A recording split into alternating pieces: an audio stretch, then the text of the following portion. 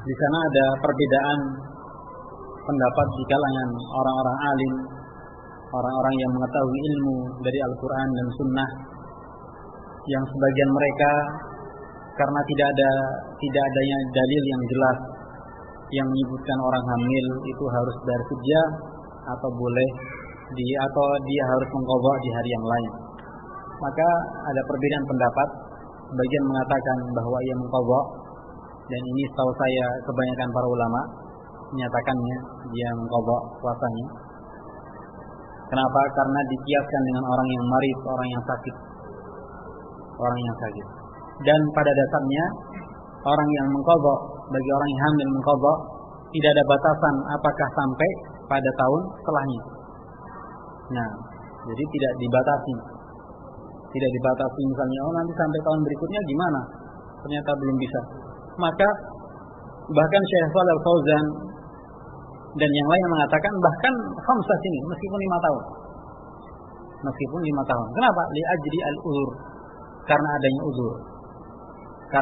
uzur.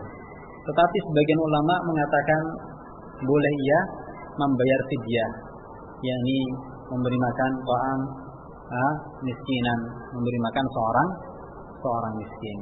Wallahu a'lam bishawab. Kalau saya pribadi lebih condong kepada pendapat untuk mengqadha puasanya di hari yang lainnya. Wallahu a'lam bishawab.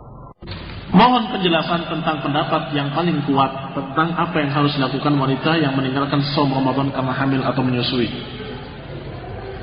Apakah membayar fidyah saja dengan shaum di hari lain, melakukan kedua-duanya? Ini yang paling kuat menurut siapa? Nah, wallahu alam, sementara ini saya masih berpendapat seperti apa yang dikatakan oleh beberapa ulama-ulama dari Syekh Al-Albani dan murid-muridnya adalah membayar fidyah. Nah,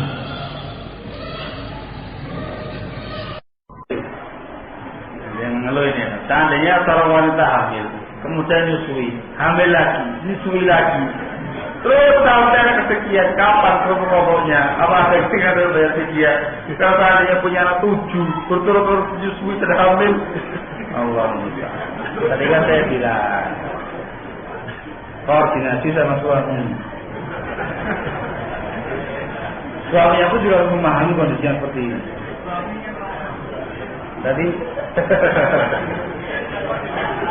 Allah ya. Tetap dia harus berusaha untuk mengqadha puasa. Makanya diupayakan sang suami harus bertahun membantu dalam tahun. Jika ada hutang puasa yang belum dibayar sampai datang Ramadan berikutnya dalam kondisi mengulur-ulur waktu, bagaimana cara melunasinya dan apakah ada kafarah? Berdosa dia mengulur-ulur dengan sengaja, tidak ada kafarah kecuali mengqadha. Kalau mengulur-ulurnya adalah perkara yang berdosa dan dia mengqadha. Nah, terkait dengan pertanyaan bagaimana seorang wanita yang berurut-urut mendapatkan beban puasa, misalnya tahun ini melahirkan, melahirkan lagi, menyusui lagi, insyaallah produksinya luar biasa, mungkin terjadi. Nah, pernah ditanyakan, para ulama berfatwa kondisinya ketika seorang dalam kondisi sakit berkelanjutan yang tidak diharapkan sembuh, kemudian ingin menunaikan ibadah haji, diwakilkan hajinya, kemudian ternyata setelah dihajikan sembuh. Nah, ada pertanyaan, sahkah hajinya? Jawabannya sah. Nah, ini dikiaskan seorang yang berpuasa terkait mungkin asal muasalnya dia membayar mungkin sedikit membias ini fidyah. Seorang mungkin dalam berpuasa membayar fidyah, kemudian terus sembuh, maka dia sah fidyah yang pernah dilakukan dan tidak ada kewajiban mengqadha waktu-waktu yang dia membayar fidyah.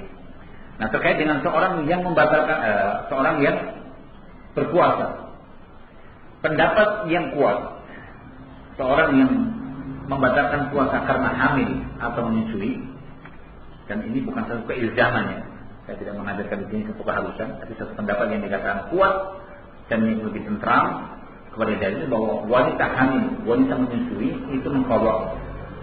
Karena ada pendapat yang mengatakan qadha dengan fidyah, bahkan ada yang membayar fidyah saja. Seperti Syekh Al-Albani menganut pendapat atas apa yang dikatakan Ibnu Abbas. Riwayat-riwayat yang dikatakan Ibnu Abbas bahwa cukup membayar apa? Fidyah. Cukup membayar fidyah. Kalau kita lihat bahwa pembayaran fidyah itu kiasannya kepada orang-orang tua.